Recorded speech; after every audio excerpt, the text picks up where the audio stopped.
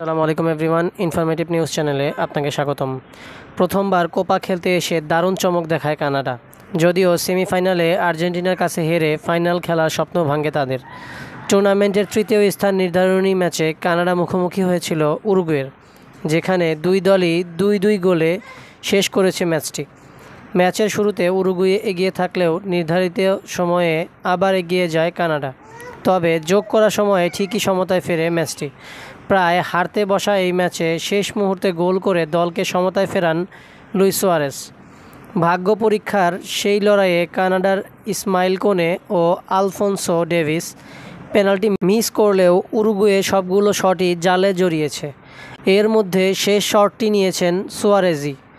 আর কানাডার বিপক্ষে উরুগুয়ে জিতেছে 4-3 গোলে। এ জয়ে তৃতীয় হয়েই কোপা আমেরিকা অভিযান শেষ করল মার্সেলো বিয়েলসার দল। সেই সঙ্গে তাদের 16তম শিরোপা জয়ের স্বপ্ন যেন স্বপ্নই রয়ে গেল।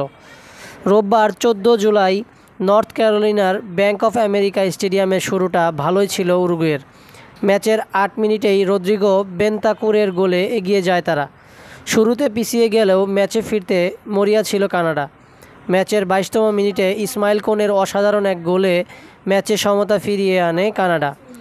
1-1 গোলে প্রথমার্ধ শেষে ম্যাচের তৃতীয় গোল আসে 80 মিনিটের মাথায়। এই সময় জোনাথান ডেভিডের গোল ইতিহাস গড়ার স্বপ্ন দেখায় কানাডাকে, কিন্তু শেষ মুহূর্তে সুয়ারেজের গোলে ভেঙে যায় সেই স্বপ্ন।